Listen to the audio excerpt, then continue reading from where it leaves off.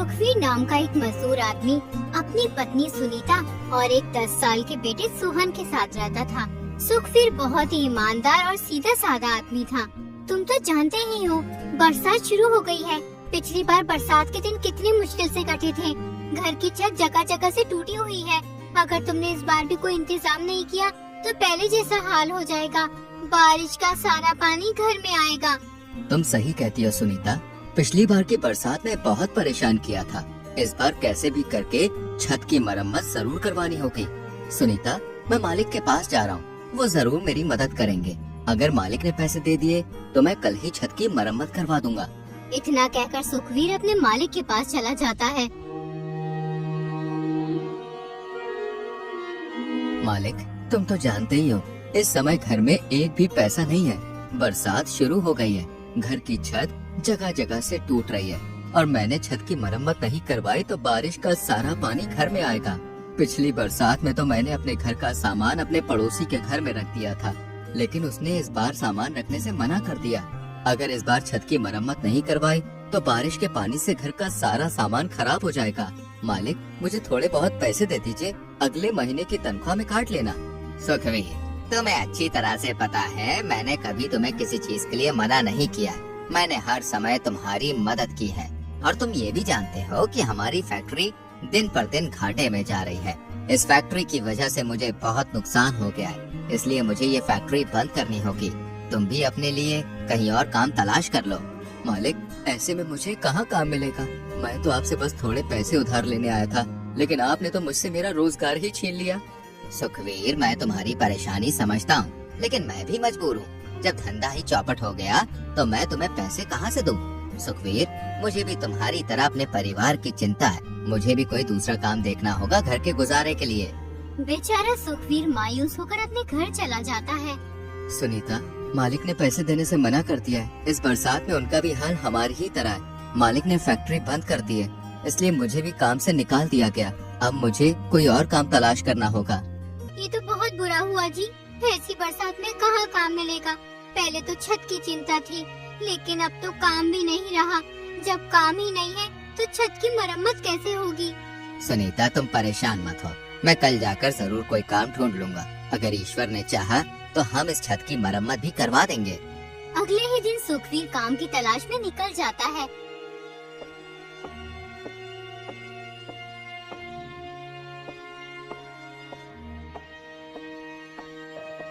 उसकी नजर एक बनिए के गोदाम पर पड़ती है।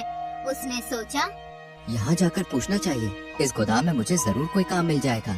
फिर सुखवीर उस गोदाम के मालिक के पास जाता है। सेठ जी, मैं काम की तलाश में हूँ, क्या आपकी दुकान पर कोई काम मिल सकता है? हमारी दुकान पर काम करने के लिए हमें मेहनती और भरोसेमंद लोगों की जरूरत होती है। तुम किस तरह से काम कर सकते हो? सेठ जी, मैंने खेतों में काम किया है और निर्माण कार्य में भी मेरे पास अच्छा अनुभव है। मैं किसी भी तरह का काम करने के लिए तैयार हूँ। कृपया करके मुझे एक मौका दे दीजिए। आपको मेरा काम बहुत पसंद आएगा। मैं बहुत मेहनत से काम करता हूँ। मेहनत से तो हर कोई काम करता है। यहाँ खेती का काम नहीं होता, बल्कि गाड़ी से बोरे उतारकर गोदाम में रखने पड़ते हैं और फिर उन बोरों को उठाकर ग्राहकों को देने होते हैं। ठीक है सेठ जी, मैं काम करने के लिए तैयार हूँ। आप मुझे बता दीजिए कि कब से आना है। फिलहाल देखो, अभी हमारे पास कोई जगह नहीं खाली है। हाँ, अगर भविष्य में कोई जगह होगी तो हम तुम्हें जरूर बता देंगे, लेकिन अभी के लिए मुझे खेद है, मैं तुम्हें कोई काम नहीं दे सकता अभी।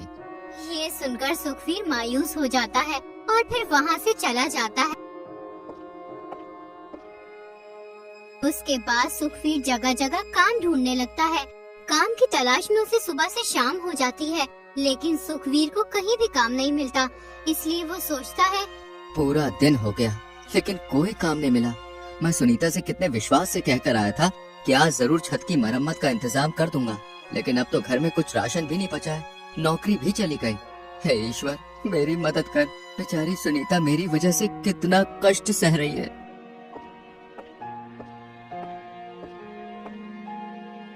सुखवीर थक हार कर चाय वाले की दुकान पर बैठ जाता है।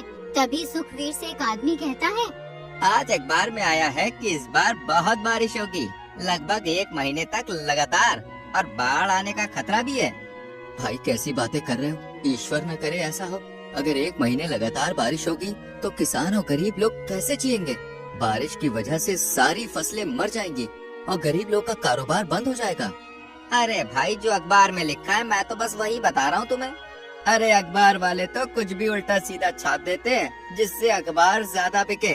मैं तुम्हें लिख के देता हूँ, ऐसा कुछ नहीं होने वाला। अरे होगा वो जो ईश्वर चाहता है। पिछली बार अखबार में छपा था कि इस बार बिल्कुल भी बारिश नहीं होगी, लेकिन हुआ उसका उल्टा।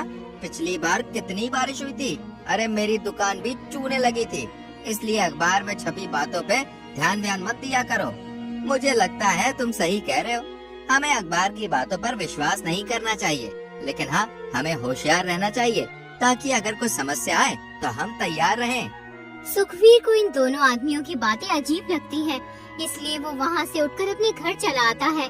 वो अपनी पत्नी से कहता है, सुनीता, मैंने हर जगह काम तलाश किया लेकिन कहीं भी मुझे काम नहीं मिला। अब तुम ही बताओ मैं क्या करूं? अब तो घर का राशन भी खत्म हो गया है और सुबह से सोहन की तबीयत भी बहुत खराब हो रही है। उसका सारा शरीर गर्म हो रहा है। मुझे लगता है उसे बुखार है। तुम उसके लिए दवाई ले आओ। लेकिन सुनीता, मेरे पास तो एक पैसा भी नहीं है, फिर मैं सोहन के लिए दवाई कहाँ से लाऊं? कुछ ही देर में सोहन की तबीयत बहुत ज्यादा खराब हो जाती है। सुखवीर, अगर सोहन को इलाज नहीं मिला तो उसकी हालत और बिगड़ सकती है। तुम्हें जल्दी कुछ करना होगा। मैं जानता हूँ सुनीता, लेकिन मेरे पास एक भी रुपया नहीं है। ऐसे में सोहन के लिए दवाई कहाँ से लाऊं? तुम एक काम करो, हम मुकेश के घर चलते हैं, वो मेरी मदद जरूर करेगा। दोनों मुकेश के घर की ओर चल पड़ते हैं। सुखवीर जोर जोर से मुकेश का दरवाजा खटखटाने लगता है। जैसे ही मुकेश घर से बाहर आता है तो सुखवीर मुकेश से कहता है, मुकेश भाई, मेरा बेटा सोहन बहुत बीमार है। अगर उसे जल्दी से कोई इलाज नहीं मिला तो उसकी हालत बहुत ज्यादा बिगड़ जाएगी। तो मुझे थोड़े से पैसे उधार दे दो, मैं तुम्हारा एहसान जिंदगी भर नहीं भूलूंगा। सुखवीर, मैं तुम्हारी पीड़ा समझ सकता हूँ भाई, लेकिन देखो मेरे हालात भी कोई अच्छे नहीं है। अरे घर के बहुत खर्चे हैं, बच्चों के भी खर्चे हैं और कमाई उतनी है नहीं जितने खर्चे हैं। इसलिए देखो भाई, मैं तुम्हारी मदद नहीं कर सकता। हो सके तो मुझे माफ कर देना सुखवीर। अगर मेरे पास पैसे होते तो मैं तुम्हारी मदद जरूर करता। मुझे इस बात का बहुत दुख है कि मैं तुम्हारी इस परेशानी में मदद नहीं कर पा रहा हूँ, लेकिन भाई मैं भी मजबूर हूँ। मुकेश भाई, ये केवल पैसे की बात नहीं है, ये मेरे बेटे के जीवन का सवाल है। क्या तुम वाकई मेरी इस गंभीर स्थिति में मेरी सहायता नहीं कर सकते? क्या मेरे बेटे की जिंदगी तुम्हारी दया और सहायता के लायक नहीं है? सुखवीर, मेरी बात को समझने की कोशिश करो। मैं सचमुच तुम्हारी मदद करना चाहता हूँ, लेकिन मेरे खुद के हालात इस समय सही नहीं है। मुझे पूरी उम्मीद है कि कोई न कोई तुम्हारी मदद जरूर करेगा। इतना कहकर मुकेश घर के अंदर चला जाता है। मुकेश की पत्नी मुकेश से कहती है, कौन था दरवाजे पर जो इतनी जोर जोर से किवाड़ पीट रहा था? अरे मेरा दोस्त सुखवीर था। उसका बेटा सोहन बहुत ज्यादा बीमार है। उसके इलाज के लिए उधार पैसे मांगने आया था। मैंने साफ मना कर दिया उधार पैसे देने के लिए। लेकिन सुखवीर तो बहुत अच्छा दोस्त था तुम्हारा। उसने तुम्हारी मुश्किल वक्त में बहुत बार मदद की है, फिर तुमने उन्हें पैसे उधार देने से क्यों मना कर दिया? अरे भाई, मैं कोई दानवीर नहीं हूँ जो किसी की भी मदद करता फिरूं। और रही बात दोस्ती की, दोस्ती केवल मैं तब तक रखता हूँ जब तक मुझे सामने वाले से फायदा होता है। चलो मानो अगर मैंने उसे पैसे उधार दे भी दिए तो वो मेरा पैसा लौटाएगा कैसे? अब तो उसकी नौकरी भी चली गई है। मुझे लगता है तुम्हें ऐसा नहीं करना चाहिए था। ईश्वर न करे उसके बेटे को कुछ हो गया तो मैं क्या करूं? अगर हो गया तो हो जाने दो, वो जाने, उसकी पत्नी जाने। अरे मेरे अलावा और भी बहुत लोग हैं, कोई न कोई उसकी मदद कर ही देगा। ईश्वर का डर कीजिए, मुसीबत आते हुए देर नहीं लगती है। कहीं ऐसा न हो तुम्हारा ये घमंड तुम्हें ले डूबे। अरे ये सब फालतू की बातें हैं, तुम इन बातों पे ध्यान मत दिया करो। वैसे भी ये कोई घमंड वाली बात नहीं है। अरे भाई, मेरा पैसा है, मैं किसी को दूं या ना दूं, मेरी मर्जी। उधर सुखवीर परेशान बेबस था। उसने सभी जानने वालों से पैसे उधार मांगे, लेकिन किसी ने भी उसे पैसे नहीं दिए। लोगों ने अलग अलग बहाने बनाकर उसकी मदद करने से मना कर दिया। कुछ ने कहा कि वह खुद भी परेशान है, कुछ ने कहा कि उनके पास पैसे नहीं है। उसकी स्थिति ऐसी हो गई कि वो सोचने लगा कि अब वास्तव में उसके लिए कोई नहीं है जो उसकी मदद कर सके। तभी सोहन अपनी माँ से कहता है, माँ, मुझे बहुत ठंड लग रही है। ठंड से मेरा पूरा शरीर कांप रहा है। तुम कुछ करते क्यों नहीं? बच्चा मरने को तैयार है। मरता है तो मरने दो, इसे भी पता चले कि ये गरीब बाप के घर में पैदा हुआ है। मैं थक चुका हूँ लोगों से पैसे उधार मांग मांग के। कोई पैसे उधार देने को तैयार नहीं है। जबरदस्ती छीन के तो नहीं ला सकता ना मैं। ऐसा मत कहिए, तुम एक बार मुखिया जी के पास जाओ, वो हमारी मदद जरूर करेंगे। मुखिया जी से कहना हमारा बच्चा बीमार है, उसे इलाज की सख्त जरूरत है। मुकेश मुखिया जी के घर पहुंच जाता है। मुखिया जी से कहता है, मुखिया जी, मेरा बच्चा बहुत बीमार है, उसे इलाज की सख्त जरूरत है, लेकिन मेरे पास एक भी पैसा नहीं है जिससे मैं अपने बेटे का इलाज करवा सकूं। मैंने अपने यार दोस्त रिश्तेदार सभी से पैसे मांगे, लेकिन किसी ने मेरी मदद नहीं की। अब एक आप ही हो जो मेरी मदद कर सकते हो। सुखवीर, तुम्हारी बात सुनकर मुझे बहुत दुख हुआ। बुरे वक्त में कोई किसी की मदद नहीं करता। यार दोस्त रिश्तेदार केवल उसी वक्त तक साथ रहते हैं जब तक इंसान के पास पैसे होते हैं। गरीबी में सब मुंह मोड़ लेते हैं। लेकिन सुखवीर, मुझे ये कहते हुए और भी ज्यादा दुख हो रहा है कि मैं तुम्हारी मदद नहीं कर सकता। तुम तो जानते ही हो, इस बार की योजना में अभी तक सरकार ने 1 रुपया भी नहीं दिया है। गांव में जो भी छोटा मोटा काम हो रहा है वो सब मैं अपनी ही जेब से करवा रहा हूँ। मेरे ऊपर दुनिया भर का कर्ज हो रहा है और गांव वालों ने एक नया धंधा और बना लिया है। मुंह उठाए पैसे लेने चले आते हैं जैसे उनका बाप रख गया हो यहाँ। माफ करना सुखवीर, मैं तुम्हारे लिए नहीं कह रहा हूँ ये। गांव में और भी बहुत से ऐसे लोग हैं। वैसे मैं तुम्हें उनका नाम नहीं बता सकता। कोई बात नहीं मुखिया जी, जब अपनों ने ही मदद नहीं की तो फिर तुम कैसे कर सकते हो। अब तो ईश्वर की जो मर्जी है वही होगा। इतना कहकर सुखवीर अपने घर की ओर निकल पड़ता है और सोचने लगता है, आज लोगों ने साबित कर दिया कि कोई भी किसी का अपना नहीं होता। बुरे वक्त में तो कोई भी किसी का साथ नहीं देता है। सुखवीर ये सोच ही रहा था कि उसे बहुत तेज चक्कर आ गए और वो जमीन पर गिर पड़ा और फिर बेहोश हो गया। उधर से एक भला आदमी आ रहा होता है। उसने सुखवीर को बेहोश देखा तो उसे सुखवीर पर दया आ गई। अरे ये तो बेहोश है, इसकी हालत तो बहुत गंभीर लग रही है। मुझे इसे यहाँ पर छोड़कर नहीं जाना चाहिए। ये बेसहारा और कमजोर है। भला आदमी सुखवीर को उठाकर अपने घर ले जाता है और सुखवीर की खूब सेवा करता है। कुछ ही देर में सुखवीर को होश आ जाता है। ये मैं कहाँ हूँ? मैं तो अपने घर जा रहा था, फिर यहाँ कैसे आया? मुझे जल्दी से अपने घर जाना होगा। तुम रास्ते में बेहोश पड़े थे, इसलिए मैं तुम्हें अपने घर ले आया। तुम्हारा अभी अपने घर जाना ठीक नहीं रहेगा। पहले तुम्हें आराम करने की जरूरत है, उसके बाद अपने घर चले जाना। आपने मेरी मदद क्यों की? आप तो मुझे जानते भी नहीं हो, फिर भी आपने मेरी मदद की, मुझे अपने घर ले आए और मेरा इतने अच्छे से ख्याल रखा। देखो सुखवीर, जीवन में केवल खुद की मदद करना ही काफी नहीं होता है, बल्कि हम सब एक दूसरे की मदद के लिए हैं। जब कोई इंसान परेशान हो तो हमारा फर्ज बनता है कि उसकी मदद करें। हो सकता है कि तुमने अब तक लोगों के बुरे पहलू ही देखे हों, लेकिन मैं मानता हूँ कि अच्छाई भी इसी दुनिया का हिस्सा है। सच में, क्या आपको नहीं लगता कि लोग सिर्फ अपने फायदे के लिए ही जीते हैं, किसी और की परवाह नहीं करते, चाहे दूसरा जिए या मरे? हाँ, कुछ लोग ऐसे भी होते हैं, लेकिन हर कोई ऐसा नहीं होता है। कुछ लोगों के अंदर अच्छाई भी होती है। वैसे तुम बेहोश कैसे हो गए थे? तुम्हें देखकर ऐसा लगता है जैसे तुम्हारी हालत कुछ अच्छी नहीं है। मेरा बेटा बहुत बीमार है, मेरे पास एक पैसा भी नहीं है जिससे मैं उसका इलाज करवा सकूं। मैंने सभी से अपने बेटे के इलाज के लिए पैसे उधार मांगे, लेकिन किसी ने भी मेरी मदद नहीं की। मैं आखिरी उम्मीद लेकर मुखिया जी के पास गया था, लेकिन उन्होंने भी मुझे पैसे देने से इनकार कर दिया। मैं इसी सोच में डूबा हुआ था। अचानक मुझे चक्कर आ गए, उसके बाद मुझे कुछ भी याद नहीं। अब आँख खुली तो तुम मेरे सामने हो। तुम तो बड़ी मुसीबत में हो। अब तक तो तुम्हारे बेटे की हालत बहुत खराब हो गई होगी। तुम एक काम करो, जल्दी से अपने घर जाओ और अपने बेटे का इलाज करवाओ। वो भला आदमी सुखवीर को बहुत सारे पैसे देता है। इन पैसों से तुम अपने बेटे का इलाज करवाना और बचे हुए पैसों से कोई कारोबार कर लेना। जब कभी तुम्हारे पास पैसे हो तो मेरे लौटा देना। पर भाई, मैं तो तुम्हें जानता भी नहीं, लेकिन तुम मेरे लिए किसी भगवान से कम नहीं हो। मैंने देवी देवताओं का नाम सुना तो जरूर है, लेकिन कभी देखा नहीं था, और आज मैंने देख लिया। आपने एक अनजान आदमी की इतनी मदद की, इसका एहसान मैं जिंदगी भर नहीं भूल सकता हूँ। अरे भाई, मैंने ऐसा भी क्या कर दिया? ये कोई बड़ा काम नहीं है। अब तुम जल्दी जाओ और अपने बेटे को दिखाओ। सुखवीर जल्दी से अपने घर जाता है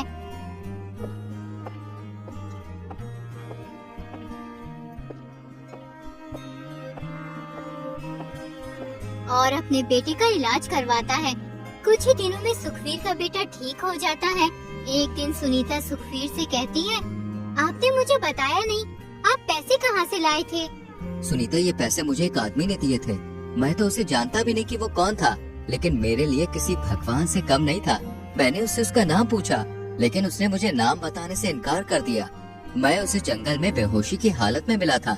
उसने मुझसे कहा था कि कुछ पैसों से अपने बच्चे का इलाज करवा लेना और बचे हुए पैसों से कोई कारोबार कर लेना। तुम सही कहते हो, वो आदमी हमारे लिए किसी भगवान से कम नहीं है। सुनीता, अभी मेरे पास बहुत पैसे बचे हुए हैं। मैं सोच रहा हूँ कि इन पैसों से कोई काम शुरू कर लेता हूँ, लेकिन मेरे समझ में नहीं आ रहा कि मैं क्या काम शुरू करूँ। मैं तो कहती हूँ एक दुकान खोल लेते हैं जिसमें हम गोभी के पराठे बेचा करेंगे। तुम तो जानते ही हो मैं कितने स्वादिष्ट गोभी के पराठे बनाती हूँ। तुम सही कहती हो सुनीता, गोभी के पराठे हर आदमी को पसंद है। मैं अभी बाजार से जाकर सामान ले आता हूँ। कल से हम गोभी के पराठे बेचना शुरू कर देंगे। सुखवीर बाजार जाकर पराठे बनाने का सामान ले आता है और फिर वो अगले ही दिन गोभी के पराठे बेचना शुरू कर देते हैं। अरे भैया सुखवीर, गोभी के पराठे बेचने शुरू कर दिए। खुशबू तो बहुत बढ़िया आ रही है। चलो एक पराठा खिलाओ, देखो तो सही पराठे कैसे बने हैं। हाँ हाँ, क्यों नहीं भाई, मैं तुम्हें अभी गोभी का पराठा देता हूँ। ये लो भैया, गोभी का पराठा जल्दी से खा कर तो बताओ कैसा बना है। तुम मेरे पहले ग्राहक हो। जैसे ही वो आदमी गोभी का पराठा खाता है तो खाता ही रह जाता है। उसे गोभी के पराठे इतने अच्छे लगते हैं कि वो 4 पराठे खा जाता है। अरे भाई जी, क्या मिला दिया पराठों में? पेट तो भर गया लेकिन मन नहीं भर रहा। ऐसा मन करता है कि 2-3 पराठे और खा लूं, लेकिन मैं खाऊंगा नहीं। कहीं पता चले मजे मजे में पेट खराब हो जाए, उल्टे लेने के देने पड़ जाएं। कुछ ही दिनों में सुखवीर के गोभी के पराठे बहुत ही फेमस हो जाते हैं। दूर दूर से लोग उसके पराठे खाने आने लगते हैं। ये बात गांव के सरपंच के कानों तक पहुंच जाती है तो वो तुरंत सुखवीर की दुकान पर चला आता है। अरे वाह सुखवीर, बहुत बड़ी दुकान खोल ली। अभी तो कुछ दिनों पहले लोगों से पैसे उधार मांगता फिर रहा था। एकदम इतने सारे पैसे कहाँ से आ गए तेरे पास जो इतनी बड़ी दुकान खोल ली? मुखिया जी, सब ईश्वर की देन है। उसके घर में देर है अंधेर नहीं, हर किसी का ख्याल रखता है वो। अरे बात तो बहुत ही ज्ञान की कर रहा है। तेरे गोभी के पराठों का नाम बहुत सुना है, जरा 1-2 पराठे मुझे भी तो खिला। हाँ हाँ, क्यों नहीं मुखिया जी। सुनीता, मुखिया जी को पराठे दो। जैसे ही मुखिया सुनीता के हाथ के पराठे खाते हैं वो तो सुनीता की तारीफ करने लग जाते हैं। अरे वाह, बहुत ही लजीज पराठे हैं। सुखवीर, तेरी पत्नी के हाथों में जादू है, भाई मानना पड़ेगा। ऐसे पराठे मैंने अपने जीवन में कभी नहीं खाए। अच्छा भाई, मैं अब चलता हूँ। तुम्हारे पराठों के कितने रुपए हो गए? अरे मुखिया जी, कैसी बातें करते हो, हम आपसे पैसे कैसे ले सकते हैं? क्यों भाई, तुम मुझसे पैसे क्यों नहीं ले सकते? ये तुम्हारा काम है। काम में यारी दोस्ती नहीं होती। अगर गधा घास से यारी करेगा तो खाएगा क्या? लेकिन मुझे एक बात का बहुत दुख है कि उस दिन मैं तुम्हारी मदद नहीं कर पाया। उसके लिए मुझे माफ कर देना मेरे भाई। मुखिया सुखवीर को पैसे देकर चला जाता है। यूं ही कुछ दिन गुजर जाते हैं। एक दिन जब सुखवीर अपने घर होता है तो उसका दोस्त मुकेश आता है। सुखवीर, तुम्हारी भाभी की तबीयत बहुत खराब है। घर में एक पैसा भी नहीं है जिससे मैं उसकी दवाई ला सकूं। तुम ही हो जो इस मुश्किल वक्त में मेरी मदद कर सकते हो। मुकेश भाई, तुम परेशान मत हो, मैं तुम्हें अभी पैसे दे देता हूँ। सुखवीर मुकेश को पैसे दे देता है। मुकेश ने तो ये सोचा था जैसे मैंने उसे पैसे उधार नहीं दिए थे, सुखवीर भी मुझे पैसे उधार नहीं देगा। लेकिन सुखवीर ऐसा नहीं था। उसके घर जो भी मदद के लिए आता था वो सभी की मदद करता था। ये सब देखकर मुकेश को अपनी गलती का एहसास होता है। वो सुखवीर से कहता है, आज मुझे सच्ची दोस्ती की ताकत का एहसास हुआ है। जब तुम्हारी आर्थिक स्थिति कमजोर थी, मैंने तुम्हारे सामने अपने पैसे का दिखावा किया और तुम्हारे हालात का मजाक बनाया। मेरे घमंड और अहंकार ने मुझे अंधा कर दिया था कि मैंने तुम्हारी मदद करने से इनकार कर दिया। लेकिन अब समय ने मुझे एक बड़ा सबक सिखाया है। मैंने देखा कि पैसे, ऐशो आराम की दुनिया कितनी छोटी और अस्थायी है। सच्ची दोस्ती और मानवता की अहमियत कहीं अधिक है। मुझे अपनी गलती का एहसास है, कृपया मुझे माफ कर दो सुखवीर। अरे भाई मुकेश, इसमें माफी की कोई बात नहीं है। मैंने जो किया ये तो मेरा फर्ज था। सच्ची दोस्ती और इंसानियत का मतलब ही यही होता है कि हम एक दूसरे के कठिन समय में साथ दें और एक दूसरे की मदद करें। तुम्हारे प्रति मेरी जिम्मेदारी थी और मैंने वो निभाई। तुम्हें अपनी गलती का एहसास हो गया, ये सबसे बड़ी बात है। ये समझना कि पैसे और ऐशो आराम की दुनिया की तुलना में सच्ची दोस्ती और मानवता की अहमियत कहीं ज्यादा है। यही तो असली माफी है। इसलिए मैं तुम्हें दिल से माफ करता हूँ और यही सबसे बड़ी सजा भी है कि तुम्हें ये समझ में आ गया। अरे भाई, अब तुम जल्दी जाओ और भाभी का ख्याल रखो। मुकेश अपने घर चला जाता है। सुखवीर अपनी पत्नी से कहता है, हमारे पास जमा पूंजी तो अच्छी खासी हो गई है और हमारा काम भी अच्छा चल रहा है। ईश्वर की दुआ से सब बढ़िया है। मैं सोच रहा था कि क्यों ना मैं उस भले आदमी के उधार पैसे उसे दे आऊं। तुम सही सोच रहे हो। उस भले आदमी ने इतने कठिन समय में हमारी मदद की थी, उसी की वजह से आज हम यहाँ तक पहुँचे हैं। अब तुम उसके पैसे लौटा आओ। सुखवीर उस भले आदमी के पैसे वापस करने के लिए निकल जाता है। जब सुखवीर उसके घर पहुँचता है तो उसे वो भला आदमी नहीं मिलता है, उसे एक दूसरा आदमी मिलता है। सुखवीर उससे कहता है, अरे भाई, यहाँ पर पहले एक आदमी रहता था, मुझे उसी से मिलना है। कौन आदमी? नाम क्या है उसका? उसका नाम तो मुझे नहीं पता, लेकिन वो बहुत ही दयालु था। अरे यहाँ ऐसा कोई आदमी नहीं रहता है। पिछले 20 साल से इस घर में तो मैं रह रहा हूँ। अरे मुझे पूरा याद है, वो आदमी मुझे इसी घर में लेकर आया था। मैं इस घर में लगभग 3 घंटे रुका था। अरे क्यों फिजूल की बातों से मेरा समय खराब कर रहे हो? कितनी बार बताऊं कि यहाँ मेरे सिवा और कोई नहीं रहता है। अब यहाँ से जाओ और मुझे काम करने दो। सुखवीर अपने घर की ओर निकल पड़ता है। घर पहुंचकर वो अपनी पत्नी से कहता है, सुनीता, आज मुझे बहुत ही अजीब स्थिति का सामना करना पड़ा। उस घर में जहाँ वो मुझे भला आदमी लेकर गया था ना, वहाँ मुझे वो नहीं मिला, बल्कि मुझे एक बिल्कुल अलग व्यक्ति मिला। उसने कहा कि वो 20 साल से उस घर में रह रहा है, उसके अलावा वहाँ और कोई नहीं रहता। क्या तुम पूरी यकीन से कह सकते हो वो भला आदमी तुम्हें उसी घर में ले गया था?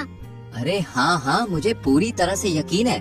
उस घर की पहचान मेरे दिमाग में गहरी बैठी हुई है। वो आदमी मुझे उसी घर में ले गया था और मैं वहाँ पर करीब 3 घंटे तक रुका था। लेकिन आज जब मैं उस घर में जाकर उस आदमी को खोजने लगा तो मुझे एक अलग ही व्यक्ति मिला।